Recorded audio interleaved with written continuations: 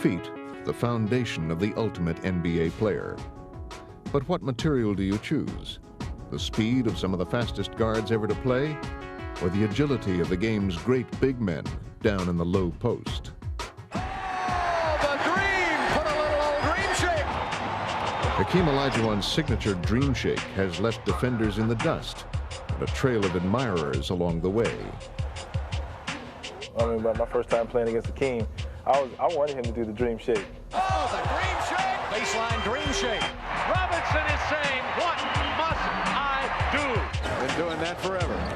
At power forward, Kevin McHale was never the fastest or strongest, but his footwork gave him a limitless variety of moves that made him an unstoppable force in the low post. Kevin finds a way. Oh, Kevin McHale. Whoa, what a move. Kevin McHale's the best player I ever played against. I felt like he was unguardable offensively. He's got the best post moves in all of basketball. The Spurs' Tim Duncan has taken a page from Kevin McHale's playbook. Down on the blocks, the agile 7-footer gets his shot off at will. His moves in the post are so polished. Be such a quality player so early in his career.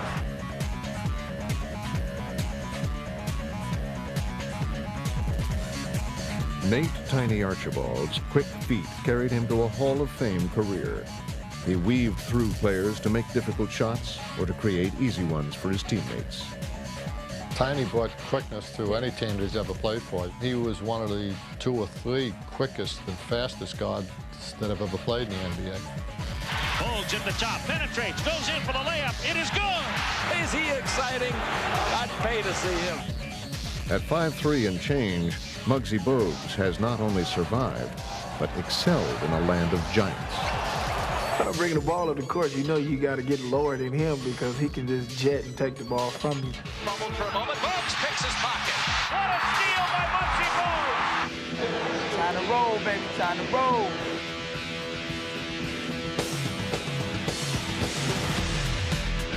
See Allen run and catch him if you can.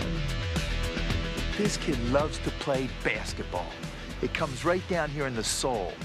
Take everything else away, give him a basketball, and he smiles, and he'll break you down, break your ankles with that smile as quick as with that crossover. Iverson blowing by everybody. Lays it up and in. But the feet of Isaiah Thomas are the right stuff for the ultimate player. The young Isaiah, you can compare him to a great extent to a guy like Iverson. They want to break somebody's ankles and embarrass you and show you just how skillful they are. He was a brilliant creator who scored a great deal from the point guard position. If he'd have been 5 inches taller, he might have been the greatest player that ever played the game. With dazzling displays of electrifying footwork, Isaiah Thomas left defenders dazed and confused throughout his 13-year career. Isaiah spins by Webb, finger rolls, and fills it up! It's like watching an artist work.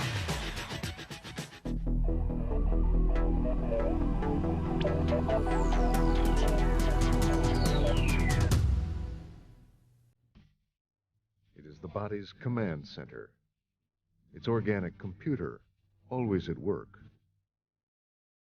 absorbing and processing, analyzing and interpreting, focusing and planning. And when its assessment is made, the muscles react accordingly. In an instant, infinite options are presented to it, but choosing the right one is the ultimate challenge of the ultimate NBA mind. When he came into the league, he didn't look like a rookie. He played like a veteran. And, you know, his skill level was so high, the ability to play the game, knowing situations, knowing how to make plays. Those were the things I most marveled at. At the end of this long conversation with Walt, I got up to leave, and he said, you know, Coach, there's one thing more. And I said, what's that, Bill? He said, don't assume we know anything. And I said, okay. That's a rare thing when you hear a player say something like that. He was a fierce competitor who wanted to win and would do whatever he had to do to win.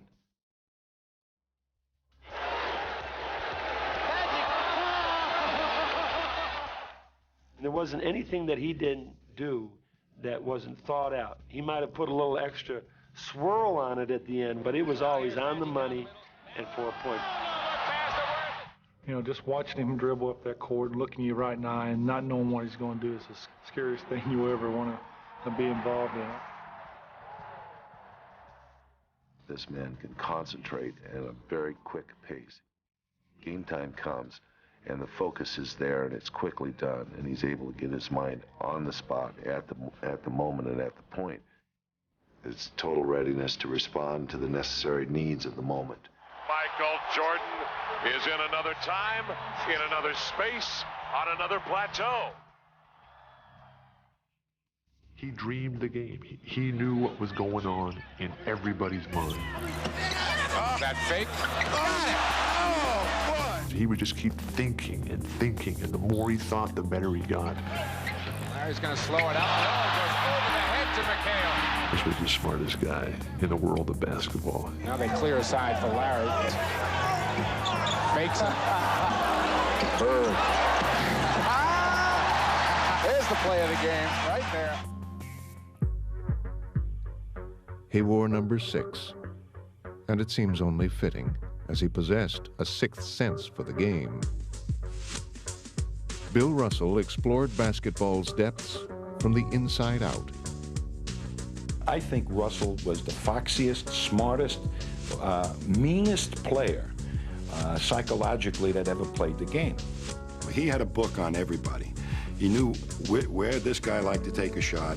I mean, he took defensive basketball and made it an art form. What a block by Russell! He is so bright that you can never fool him twice in a season on the same move. Russell didn't try to block every shot. He could have blocked many more shots. Russell waited till the right moment to block a shot. Russell would lull an opponent into thinking he could make a certain move, and then in the 2 minutes to go in the game, make the same move for the 4th or 5th time in the game and find the ball put down his esophagus.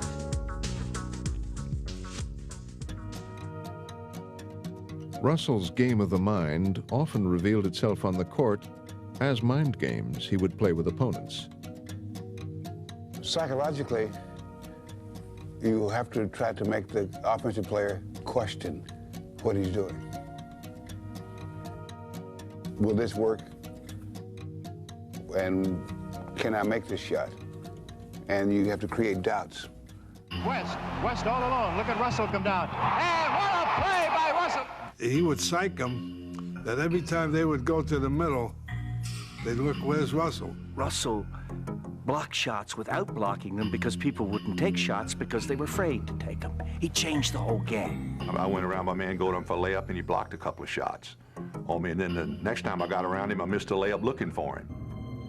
He played the game on another level, his own, within his own private dimension, a battleground where his chosen weapons were intelligence, logic, and cunning.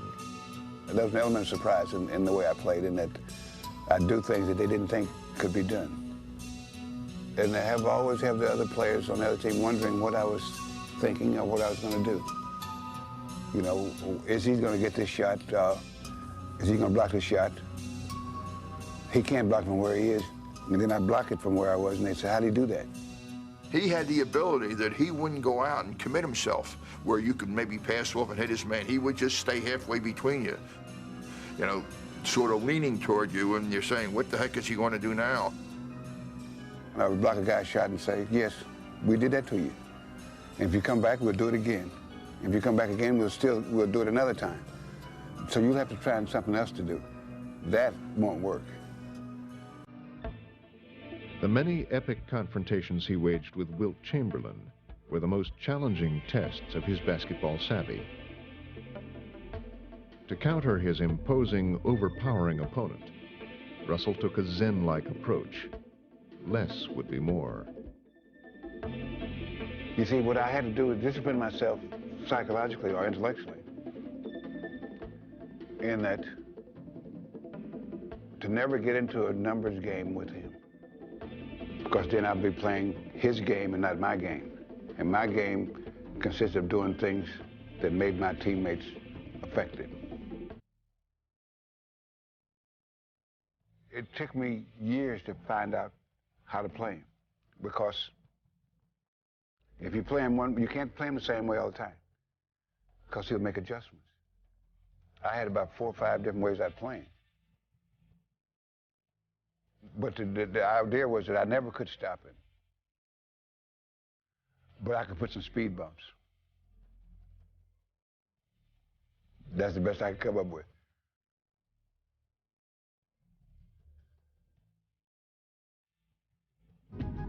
Perhaps his greatest mental ability was to sift through all the mind's clutter, to discover and harness purity of purpose, a distilled dedication to one goal, winning. Russell had an attitude, and most people would just say plainly a winning attitude. That doesn't really describe it all. He thought he was the best defensive player to play. He also thought he was the best all-around player to play. Yeah. And he thought that any team he plays on should win every single game. So that sort of permeated the entire team.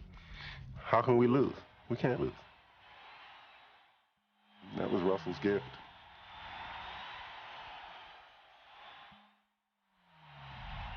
You go out there in a game, there are 10 players, 3 refs, 2 hoops, 20,000 people, 1 ball.